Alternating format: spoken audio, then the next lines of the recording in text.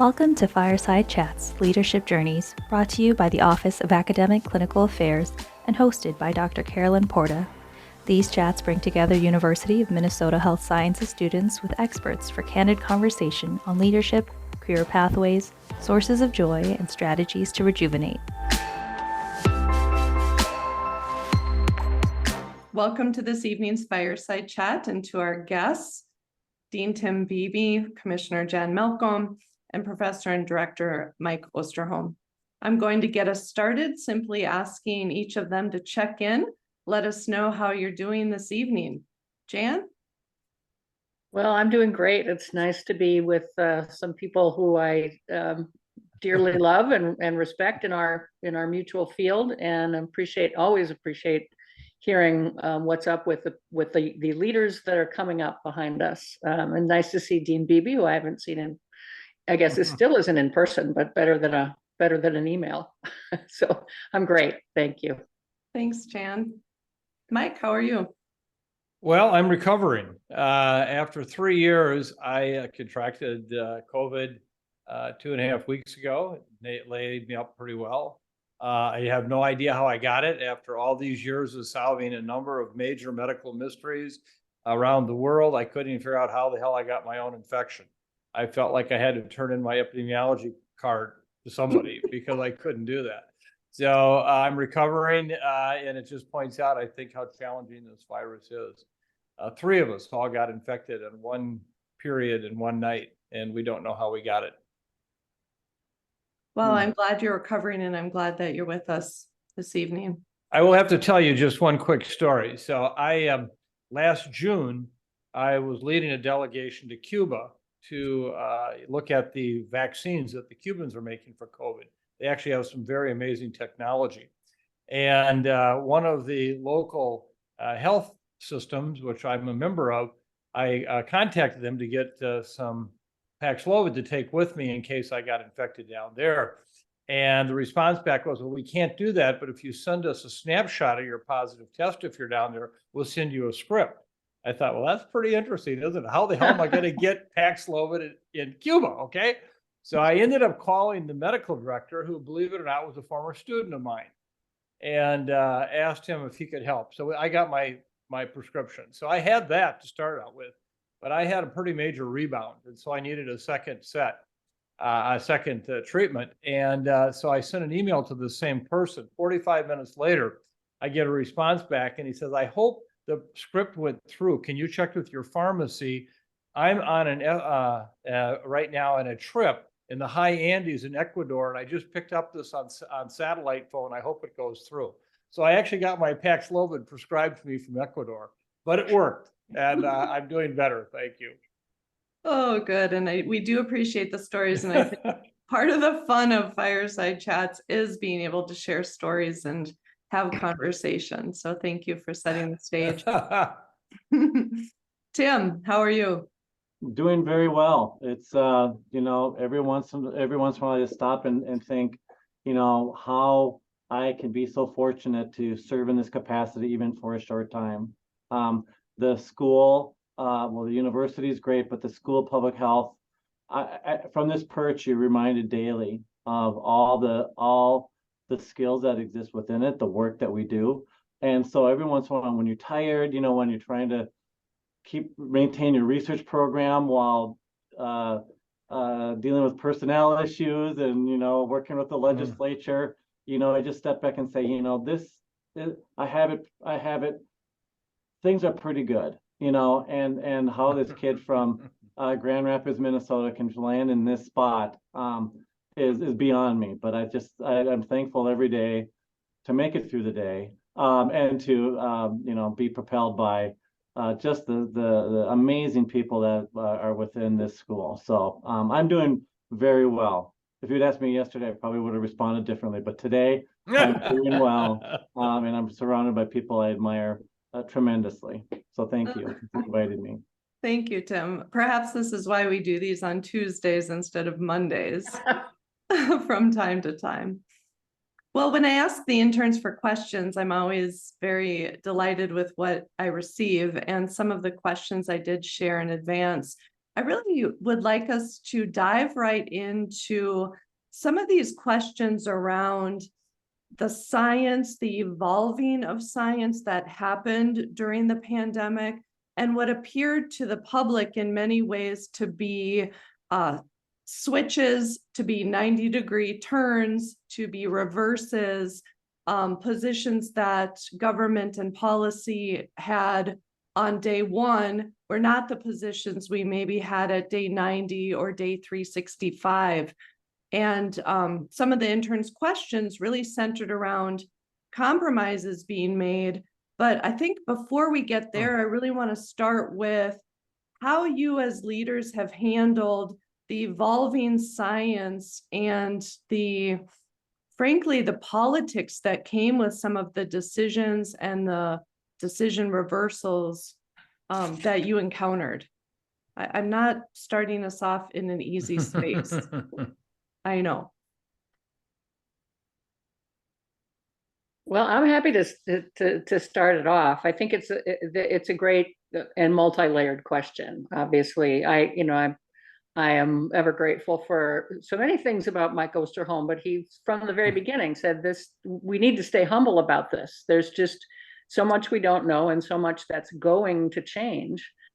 So we knew that the science would evolve, and we knew that we would be wrong about a lot of things, where maybe we didn't know we'd be wrong about quite so many things, but just the nature of the novel virus and the unprecedented scope and scale of the thing certainly threw us curveball after curveball, as Mike often said. But the political dimension to it is really relevant, because there wasn't a lot of tolerance among the kind of the decision makers in the political sphere, whether that's Congress or state legislature, city councils, or what have you. They really didn't want to hear, we don't know. There wasn't a lot of room for the kind of humility that I think we all felt inside. There was a real desire for certainty and black and white answers that weren't as nuanced as we know they should be. So I think that kind of started off that way from the beginning, that there was this tension between the reality of how science would evolve and the pressures, understandable, but unrealistic for, cut and dried answers. Yeah, maybe if I can follow up, I think that first of all, I have to say that thank you, Commissioner. And most of all, thank you, Commissioner, for being our commissioner, because I think your leadership during this pandemic was beyond exemplary. And we all owe you a great debt of gratitude. And somebody whose 5 grandkids live in this state, I never forget that for one moment, what you did. So thank you. Mm-hmm. For me, I had a somewhat of an advantage at this situation, because number one, I'd been studying pandemics for the last 20 some years. I actually wrote a series of 3 articles that were all the same, that were published on the same day in the New England Journal of Medicine, Science, and Nature back in 2004 about why we needed to be prepared for pandemics and what we weren't doing. And so I thought a lot about this beforehand. And one of the things I knew right away, that this would last for many, many months. And so I put myself into that mode. I'm an old English channel swimmer. I'm a distance swimmer. And I can tell you, swimming a 100-meter dash kind of swim is very different than swimming a 28-mile. You got to prepare your mind in a very different way, even though it's the same kind of thing. And so I did that from the beginning. And the second thing is that I had worked a lot with coronaviruses. I was very fortunate to be involved back in 2003 with our U.S. response. Right after 9/11, Tommy Thompson, the Secretary of HHS, asked me to split my time between the U and his office as a special advisor on terrorism issues, et cetera. And I was still there in 2003, so I was quite involved with our response to SARS and really cut my teeth on that. And then in 2012 and 2013, I served as an advisor with the royal family of the UAE. And I spent quite a bit of time on the Middle East, on the Arabian Peninsula, dealing with MERS. And then in 2015, when there was a very large outbreak of MERS at Samsung Medical Center in Seoul, Korea, I was asked to come and help investigate that. So I was actually in Seoul for this very large outbreak where someone brought it back from there. So I really had experience with coronaviruses plus influenza and kind of had that sense. And when in the early days of the pandemic, we actually called it, I think CIDRAP was probably the first organization in the world to call it a pandemic on January 10th of 2020 and said, get ready, folks, this is it. And part of that was because having been so familiar with the relative difficulty in transmitting MERS and SARS, but having these case fatality rates of 15 to 35%, we saw something with SARS-CoV-2 that was very different, where there was a tremendous amount of transmission. A lot of it was asymptomatic, and we recognized that by January 10th. And so kind of went into that mode. In the earliest days of the pandemic, my biggest problem was the medical community and the public health community. I got panned royally. In the second week of February, I went to the editors of JAMA and I said, I'd like to do a policy analysis piece on what's about to happen with this pandemic. Not only did they say no and said, you know, you're just scary, the next week they put together a full-page cartoon which basically laid out on one side all the risks of COVID and the other side all the risks of influenza, and concluded COVID was not the problem. Influenza seasonally right now is the problem. They didn't get it. On March 10th, I was on the Joe Rogan podcast, which was a new phenomenon for me. I had not known who the hell Joe Rogan was until that time. And in the next 2 days, over 10.5 million people listened to the podcast download. And I said in that podcast that I thought in the next 18 months, easily 800,000 people in the United States would die. And that was when we were still talking about tens of deaths in this country, okay? And the people who lashed out most at me for being scary and irresponsible were the medical community and the public health community. And as you know, ironically, in fact, CNN did a story on this. 18 months after March 10th, we hit our 800,000th death in the United States. And in the meantime, it took so many people so long to understand respiratory protection, that aerosols were the primary means for transmitting this, for which the standard masking would not be effective. I wrote a piece in early April in the Washington Post of 2020 saying lockdowns are not what we need to do. And the reason for that is because lockdowns were all about trying to flatten the curve, meaning that we were trying to hold down the number of cases over time so that we wouldn't be overrun in our healthcare facilities. Meaning, you know, if you have 1,000 cases this week or 1,000 cases the next 5 weeks, which one's easier to care for? But it was always with the idea that at the end, you'd have to have something that would actually stop it, like a vaccine. And we had no vaccine for that first year. An example of this is China. They tried to stop it and stop it and stop it and basically hold it down. And then finally it just blew, and look what happened. In the end, they had the same number of cases. It just overwhelmed them when they did. So I think for me, one of the challenges is the fact that we thought about this in a conventional outbreak manner. We didn't think about this as a pandemic unfolding event that was going to last years. And that was a big, big difference. And then I think Jan hit it on the head, is that, you know, I think this idea of humility is really important, because we didn't know, but that didn't mean we couldn't lead.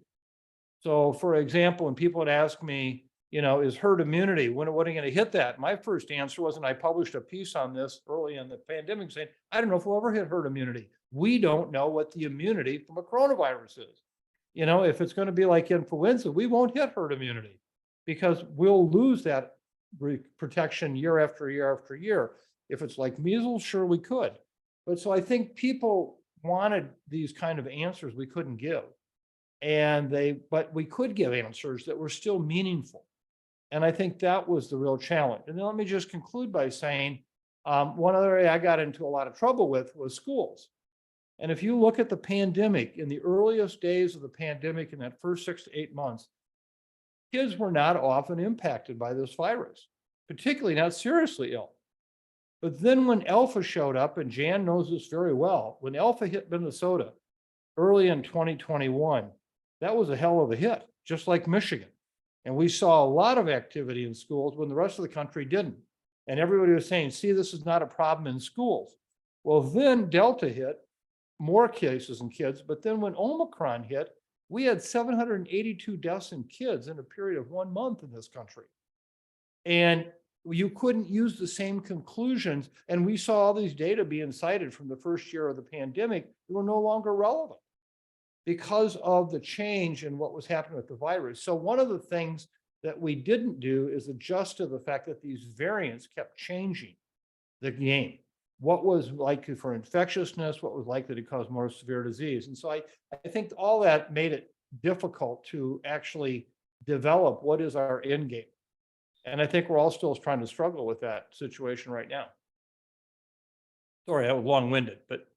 Well, what I appreciate about what you've just shared, Mike, is the not just the evolving of the science, but also the pushback you receive from the medical community. And you've given some examples where you really were trying to educate and inform and give some best guesses, not just to the red states, not just to the blue states. You mentioned the Joe Rogan show. You know, you really were bleeding purple, let's say. And I respect that a lot and feel that's an exemplar and a role model that I personally value. The other thing Can I just add a piece there, Carolyn, just so I Yeah. don't leave Tim out? I think Tim knows this. I don't know if he does or not, but the first time I did Joe Rogan, there was a petition students in the School of Public Health started to get me to resign because they thought that what I did by being on Joe Rogan was so unprofessional by doing that. Yet we were trying to out as public health. Everybody is our patient. Everybody is our concern. It doesn't matter if you like them or not, or if they're red or they're blue, or if they're young or they're old, if they're rich or they're poor. And it was interesting for me to get the pushback from the School of Public Health students who thought that I did something that was very inappropriate by going on Joe Rogan and trying to reach, literally 20 million people ultimately. Well, and I'll see if Tim wants to say anything about that. There are a few more things to follow up on for sure for the group.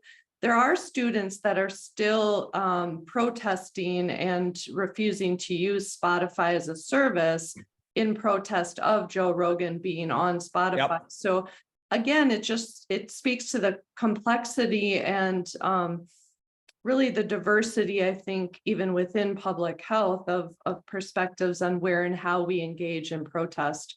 Tim, is there anything you want to weigh in on there? Yeah, I mean, so thank you, Commissioner Malcolm. I'm so happy that to be in a state that listened to evidence and a governor that responded to evidence. Thank you for that.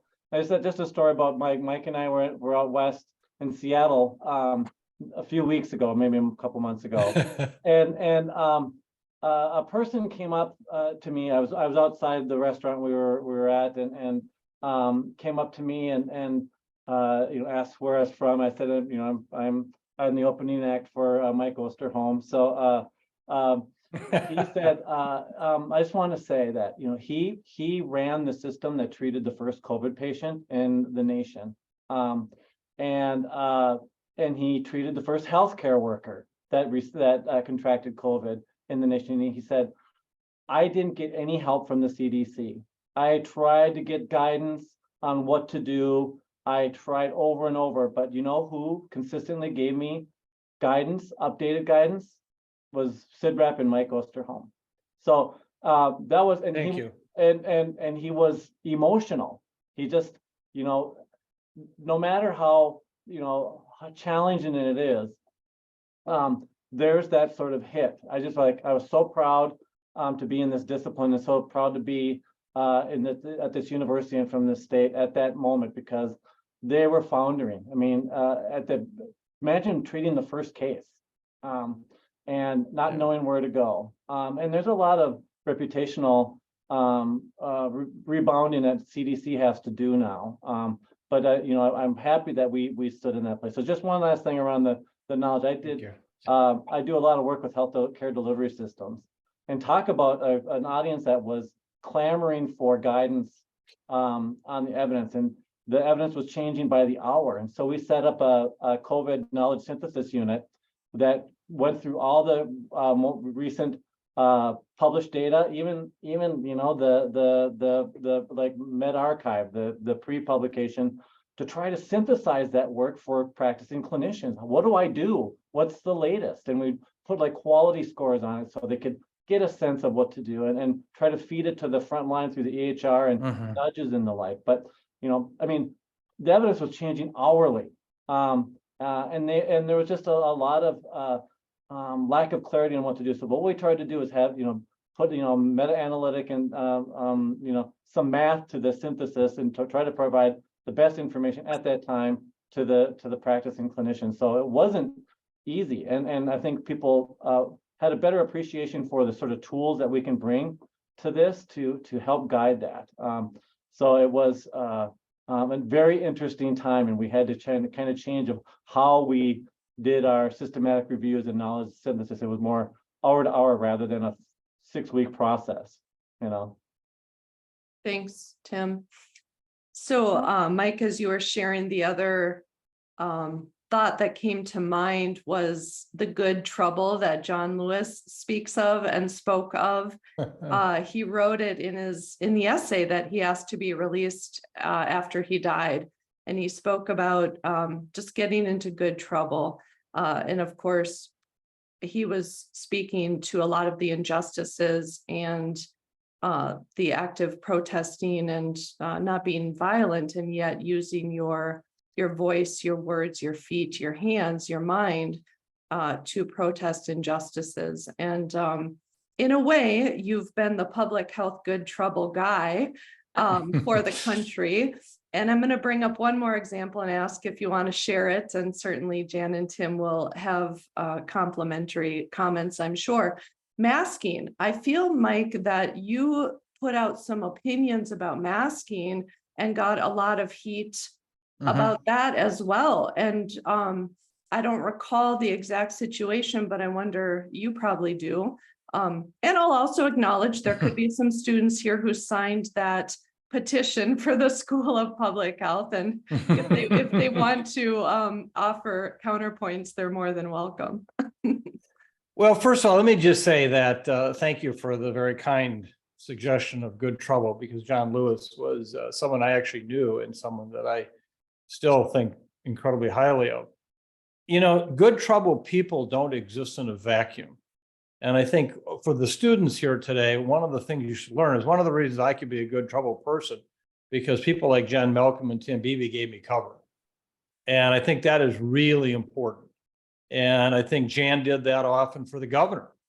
I think, Tim, you helped do that for the university, where you have to give cover in a sense to let someone be on that edge of good trouble or pushing the envelope. And it's about the team that comes together. You know, Jan knows that, and some of you know this, but you know, I was at the health department from 1975 through 2001. And when I started at the state health department, there were 4 people in all the area of infectious diseases. 3 of them were bachelor's level.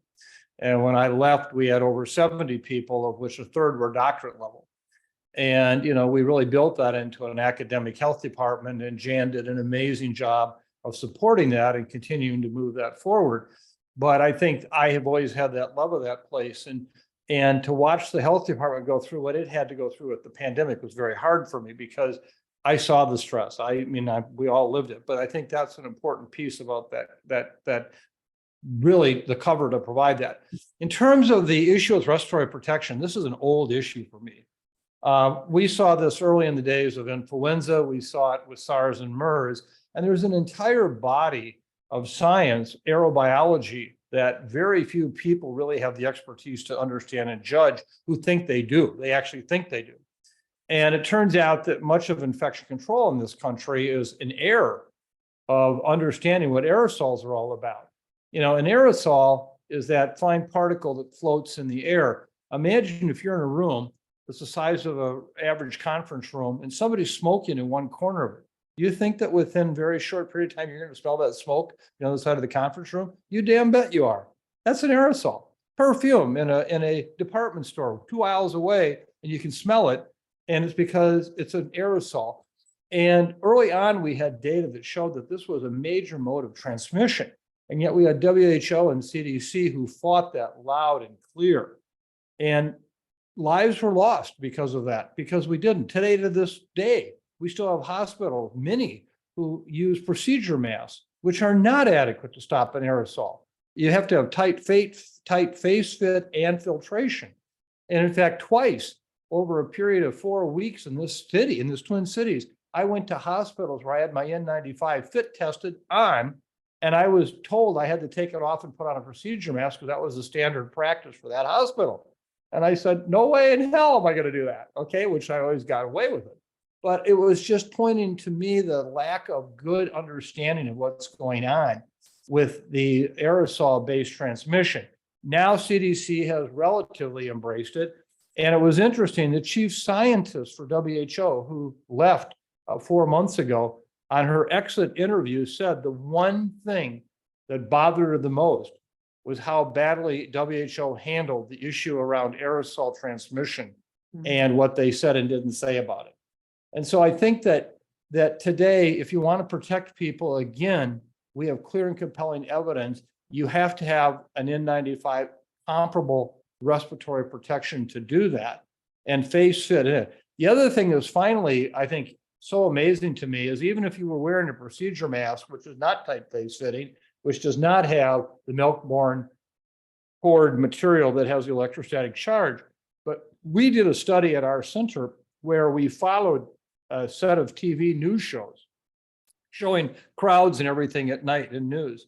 Consistently since the beginning of the pandemic, over 1/3 of the people who did wear some kind of face covering always wore it under their nose. That's like replacing 2 of the 4 screen doors in your submarine, okay? What the hell good is that? And no, and that's just was normal, and you say to yourself, where are we missing the messaging here? So I think that respiratory protection continues to be a major challenge. Thanks, Mike. Jan or Tim, any other thoughts or perspectives, just as we talk about the national and global leaders not keeping up, and then as a state and as a university needing to really make decisions in the best interest of our citizens that didn't always coincide with those national and global leaders? I think that was a significant dimension of what made this so hard.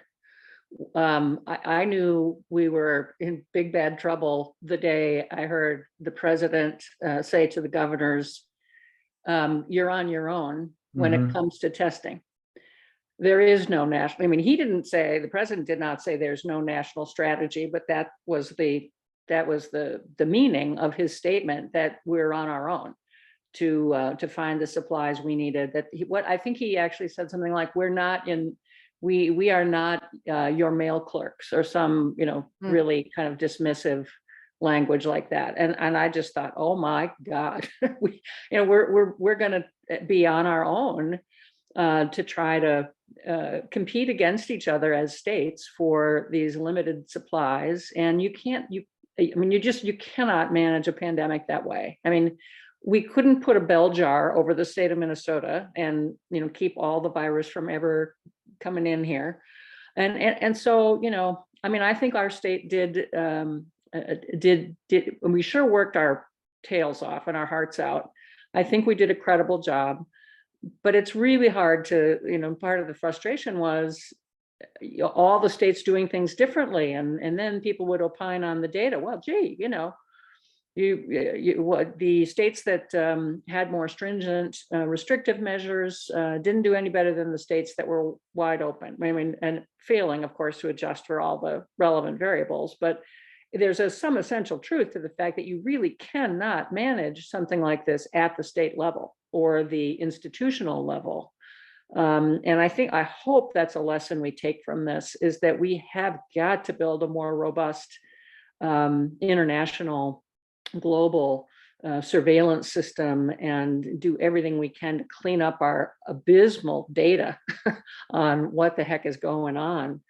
There's just so much we really need to take away from this and build much stronger systems to take the place of the patchwork that we had, which as you say, Carolyn, we had to try to do our best absent a lot of the things that we absolutely were expecting, whether that was the strategic national stockpile or better, more consistent metrics or faster data turnaround from CDC. I mean, there's all kinds of things we need to do better as a result. I'm heartened. I'd be interested though to know what Tim and Mike think about this, that CDC seems to be digging in and acknowledging that some really significant, sort of foundational, fundamental things need to be improved as a result of all this. Mm-hmm. Yep. Tim? I mean, I agree. I think the dissonance in messaging really opened the door for disinformation. I think we didn't do ourselves any favor by acknowledging, I think it goes back to what Jan and Mike said, the humility. We wanted to answer questions that we didn't have the evidence to answer. And I think some use that as they don't know what they're doing. They are imputing a control motive to these things. And I think that's really unfortunate that, what is really kind of the arc of science and research really was seen as sloppiness or motivated by other things that comport with a particular political view. And I think that then now we're reaping those sort of, that poison fruit from that. And so, but, it was a novel virus. I think, if what we learned from this is not only just data structures and rebuilding the public health workforce, but just humility, don't get in front of your skis. I think, Mike, you've written a few things on this. It's just, and you've done this kind of consistently. When asked a question, you just say, we don't know. That's okay to say we don't know. But, but all us overeducated people, smarty pants, sometimes don't feel like we can do that, right?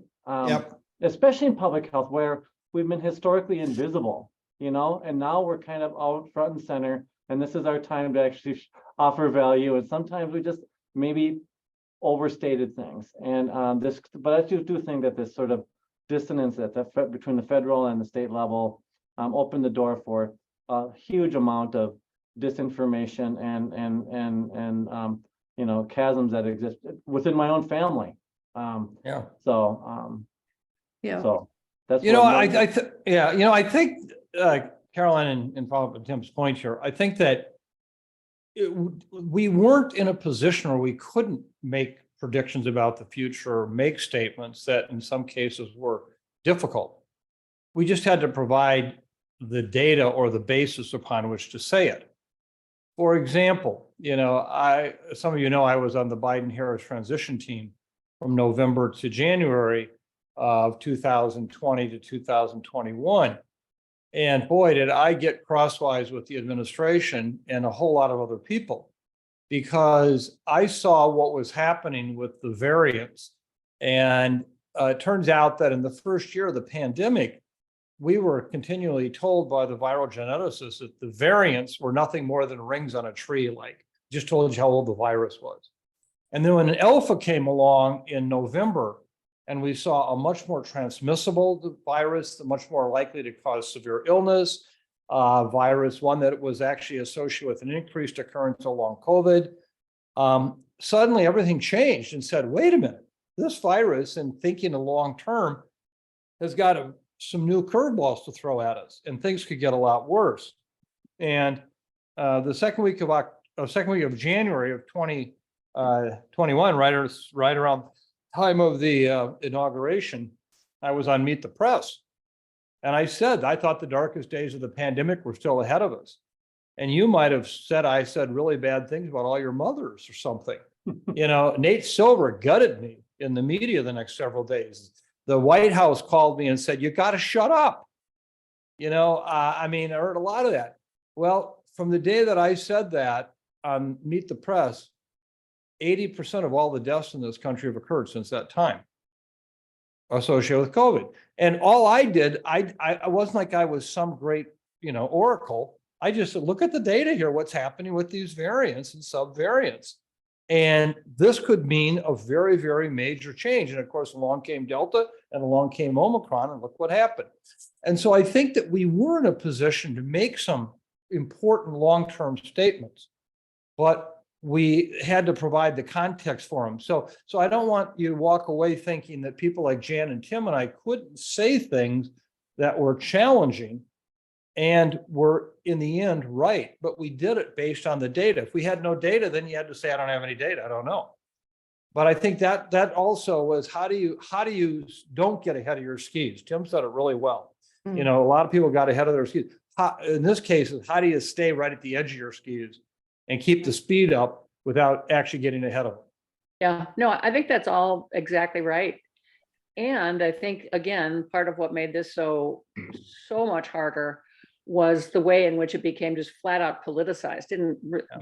Nobody really cared, quite honestly, about the data or the quality of the data. Because if I said, as I did in front of legislative committees, I don't know, the answer coming right back was, well, the guy from West Virginia knows, let's have him come in here and tell you how to run your health department. I mean, you know, because it was just every legislator thought they knew, you know, as much as Mike Osterholm about what was going on, you know, and I don't know what to do about that. I mean, I think I think that was one of the most painful things, frankly, is the degree to which things got so politicized that, you know, you can have different opinions about how to solve a problem, but if you don't even agree there is a problem, or there's no such thing as common data, then I mean, that's what we've been working in for the last, you know, and I think the other thing, Carolyn, that Jan is too humble to say, but she withstood hurricane force winds relative to the darkest side of life. Some of us got death threats, lots of bad emails. And for me, at the University of Minnesota, actually the campus police, together with the FBI, had to actually follow up on a number of emails that I got that threatened to do harm. And I got to the point where, for me, you know, I didn't dismiss them, but you know, it was people who, in an anonymous way, could be big, okay, say whatever the hell they wanted. It wasn't until I got my first one that said, I know where your daughter works and your grandkids go to school. You know, this is what I'm going to do. That changed everything.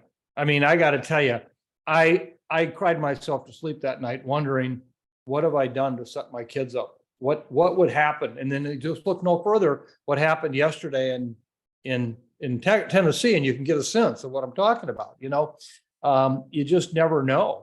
And I think that was so hard for many of us. Jan put up with so much. I don't know how you did it, but I think that changed as a public health issue. I've never had that happen before. Never have I seen that before like that. Yeah, that's a really good sobering reminder, Mike. And as I was thinking about what all the examples all three of you were sharing, I was thinking about these interns and the upcoming future workforce and future workforce leaders that are listening to these sobering stories. You're demonstrating for them so much strength and yes, humility, and the examples of the pandemic, not knowing, but also I don't want us to lose sight of how much knowledge you did have. And at the start of this, you shared lived experiences and examples that said you were prepared to handle and able to be flexible. And the example I'll give is the skis and the skates. So here you're giving the example of, in the pandemic, you don't want to go beyond the tips of your skis. You needed the data now, and you knew the data were changing tomorrow or the next day or next week. There are other issues and other topics where we say you need to skate to where the puck is going, not to where it is. So you're demonstrating leadership, and I really hope the interns can see this, that depending on the situation, that really drives the type of decisions, the type of processing that you're doing. And it comes with a lot of challenge it can come with a lot of conflict, a lot of politicization and compromise. And I'm going to ask Hoden to offer a question, and then we'll shape up the end of the time together, asking for some of your recommendations for well-being and for good podcasts or books or movies or things you do to enjoy or to keep yourself somewhat refreshed. Let's go to Hoden. Thank you, Dr. Porta. So as leaders in the field of public health, we know that many decisions are made regarding the health of those that you serve. We understand that lots of thoughts are put into those decisions. Many of those decisions aren't easy ones to make.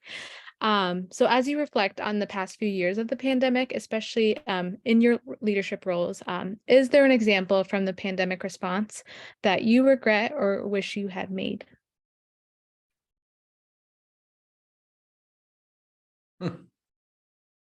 I'll just offer kind of more of a micro level. I was just within my family. I'm the youngest of 6, and by far the most accomplished. I underestimated how dismissive people could be of expertise, right? And I regret that I didn't take seriously the perspectives like my brothers brought to the table. They kept on saying, well, I think this, and I said to one of my brothers, opinion is the lowest form of human knowledge. And then game over. We didn't speak for another couple of years. So just how you handle those who have been fed disinformation, how do you engage them by not insulting them, meet them where they are. And so I regret that sort of, because I was put back on my heels. I thought, are you kidding me? I mean, you're going to go off of a video that you've seen versus what Fauci says or what the school public health is finding. And I reacted, but I'm just like, we review and adjudicate evidence daily, so I didn't handle it well, and it had a big impact on my family. So that's more of a micro level and how to handle those who trying to find a way to meet them. And I didn't handle it well because I was pissed. So. I appreciate the vulnerability. Are you talking now? Yeah, we are, but we don't talk about the pandemic. We don't talk about it. We talk about kids and cars and hockey. Yeah.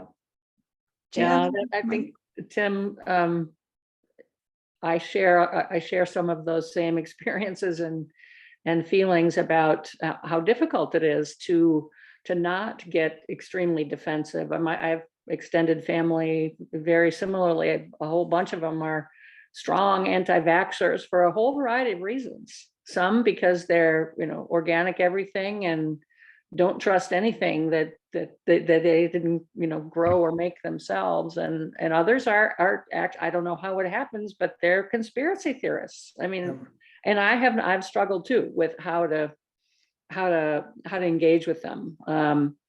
But I've decided I'm some of it is just okay with certain things we won't talk about, but it's hard to do. But I've learned a lot by saying, tell me more about what the experiences that you've had that leads you to think this. One of the things, and I maybe segue to what do I wish we had done differently. And here's again, it's a real conundrum. This is not a simple answer, but all the deaths in long-term care facilities, which were horrible. That could be a whole discussion on the ethics around that and the attitudes about whether we overreacted, because after all, people were going to die anyway, because of their age and whatnot. But the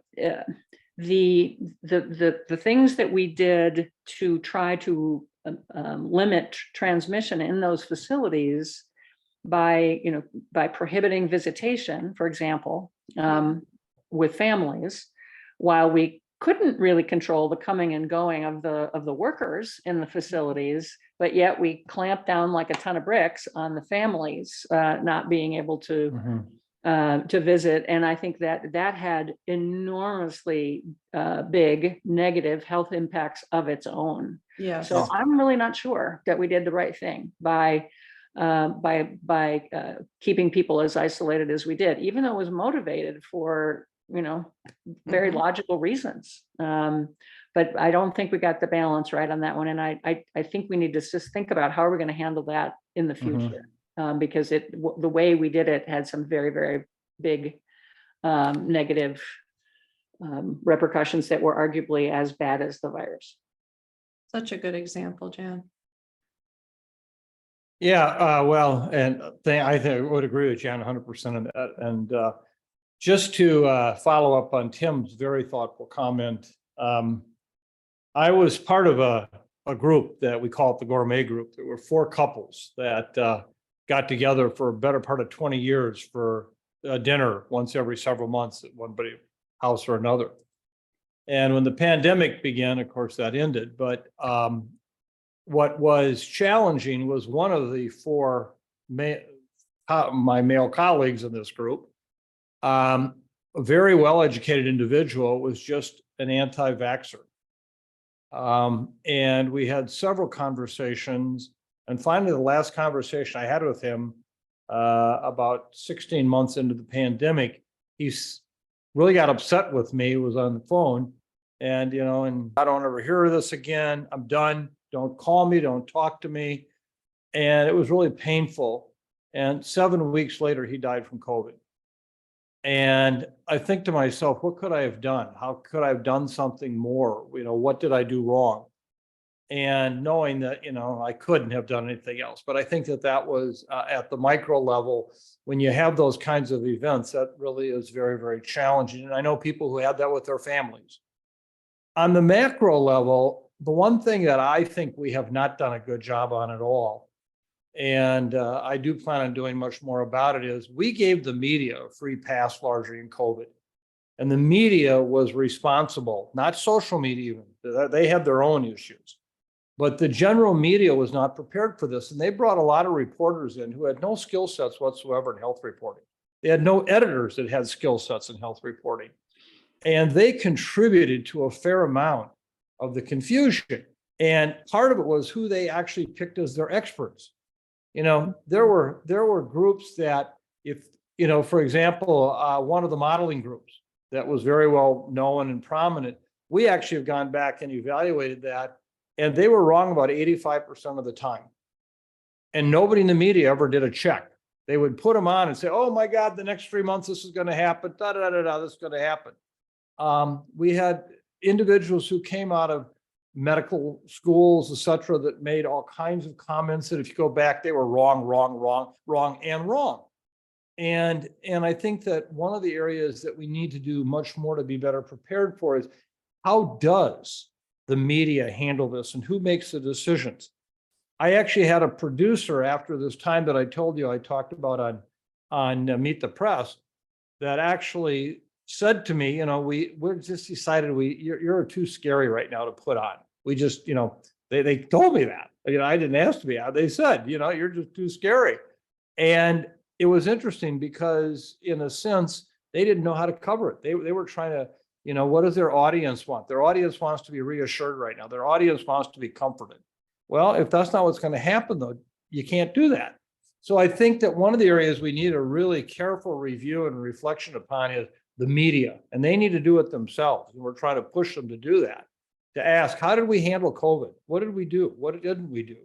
And who are our experts, and how did we use them or didn't use them? And I think that was a real challenge. Thank you for that, Mike. And thank you all for the examples that were personal, that were somewhat micro level when we think of long-term care facilities, and macro level when we think about the media. I do want to say that we won't have time to get into the space of talking about about long COVID, about aspects of those who could not be vaccinated, up and coming immunotherapies, those aspects of things. We're not covering vaccine injured. We're not covering the politics of some of the policies at university levels or healthcare system levels. There's a lot so many topics and perspectives, and I really want to acknowledge that we don't have the space and the bandwidth to go into all of those, and many are complicated. Even within the world of public health, there are differing perspectives on the approaches taken, and hopefully tonight some of that has been highlighted and explained in a way that makes sense, a little bit more sense maybe than it did before this conversation. Okay, let's pause for a minute. There are a couple more things. Mike, you were just on NPR not that long ago, and you brought up the origin story and your indifference to the origin story. And boy, there's pieces there that could be fun to tease out. What I want to ask instead, though, is the question of just what you enjoy listening to as a podcast, or what you enjoy doing to sort of entertain yourself. Are there books you're reading? Are there movies you're watching? Anything that you might recommend? And it doesn't have to be academic or scientific, but I'd love to hear from all three of you. We compile a list that we maintain online for the interns and general public. So I have to say, like, at the beginning of the pandemic, when it was just so dark, I have been a huge fan for many, many years of the genre of books around like this dystopian sort of, what happens after pandemics or zombie attacks, what happens to the social order. I put those aside during the pandemic. I needed to watch Parks and Recreation and old reruns of Cheers.